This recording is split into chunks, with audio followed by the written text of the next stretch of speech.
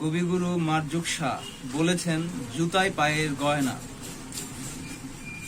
এত সুন্দর এই স্নেকার্সটি আপনারা পাচ্ছেন মাত্র 380 টাকা দিয়ে। অফার প্রাইজে ছেড়ে দিচ্ছি, এটা ক্লিয়ার অফার, দোকানে রাখবো না, অনেক গ্যাঞ্জাম হচ্ছে, যার কারণে 380 টাকা কেনা দামে আপনাদেরকে দিয়ে দিচ্ছি।